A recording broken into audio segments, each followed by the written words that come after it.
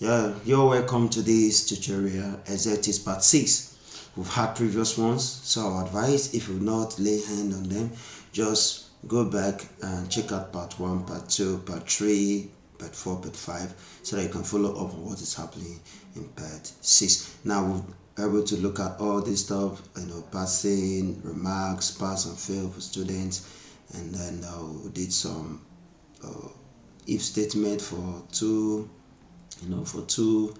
um, logical tests, and then we'll have for multiple logical tests from A to F. A, B, C, F. Now I would like to let you know that you can subscribe to this channel and also to hit the notification bell, so that anytime a video drops in here, you will be the first among the first people that will gain access to it. Thank you for doing that.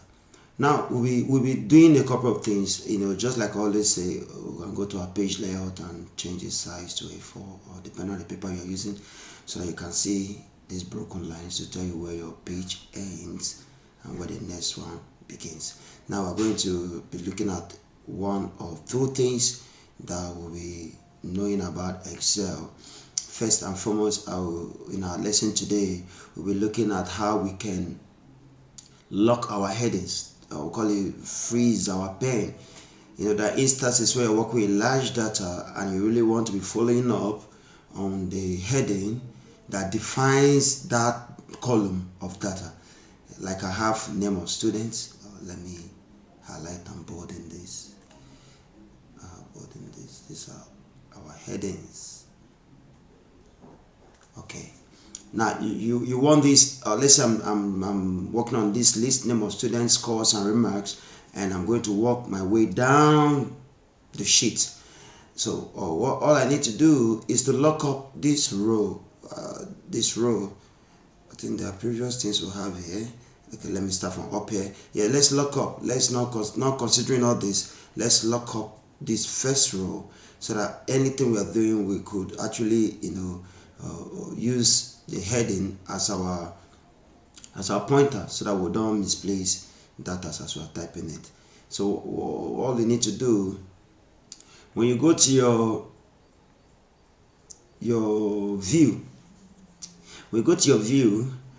you see where they wrote freeze pens. Yeah, freeze pens. You can actually freeze the pens, but before you do that, I just need to mark out where I want to freeze. So I click on cell A2.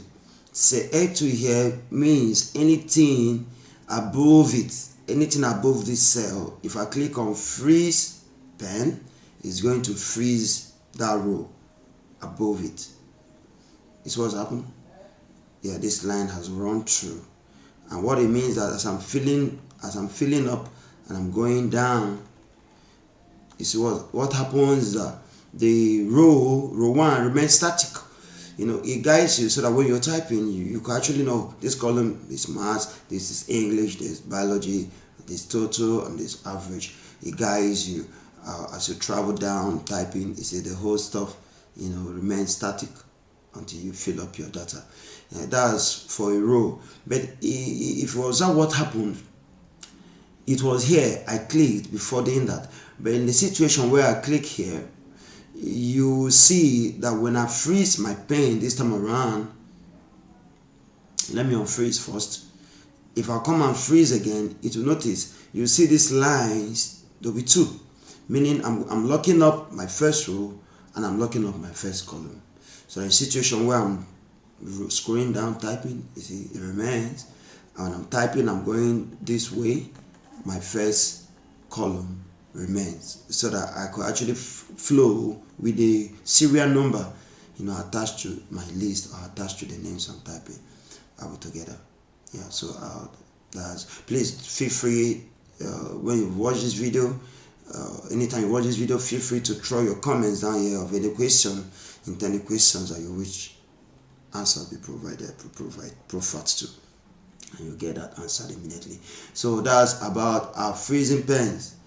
Now, one good thing again you need to know about Excel is that we could actually work with our header and footer. Yeah, When we talk about page numbering your work, and and doing all manner of things on the header and footer. The header has to do with the top, and the footer has to do with the bottom. I know that is very, very clear. So, for instance, let me just type something here, not something very, very serious. Let's say I type name here, and coming down here, I type or something like a number, or let's say the same name, or let's say data. Now, you can believe me that we have about 3 pages here. This one page from here to here.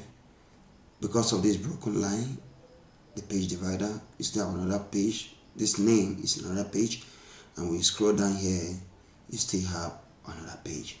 Now, Excel respects a particular numbering system.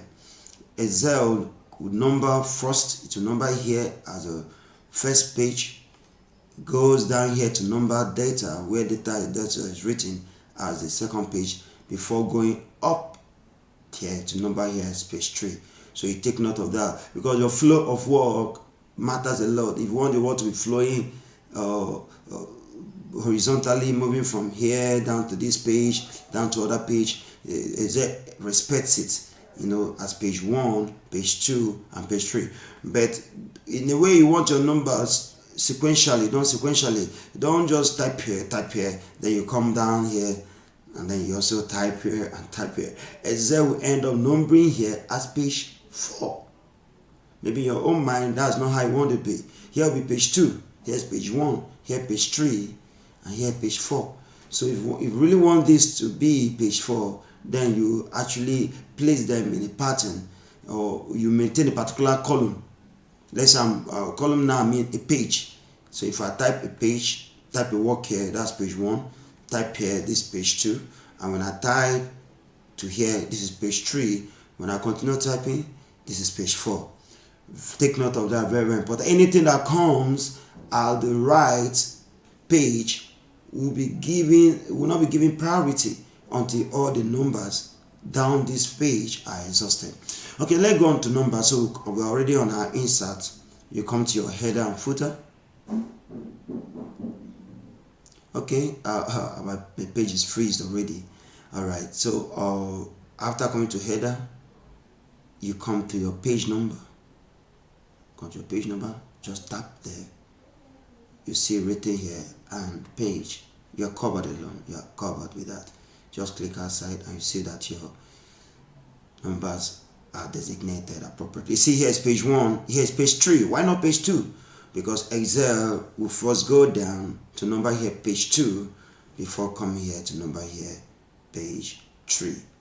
Then mind you, you can change your view. This already page layout. You can go back to your normal view, so you can do other things you need to do. Under your normal view, you won't see the page number written anywhere. It's only when you come to your page layout that you can actually see that, wow, this is page numbered. I think we're flowing. Hope we're flowing. So that's some tidbit things you need to know about some things you need to know about Excel. We'll be taking this bit by bit, so if you have a question, feel free to ask your questions. Thank you so much.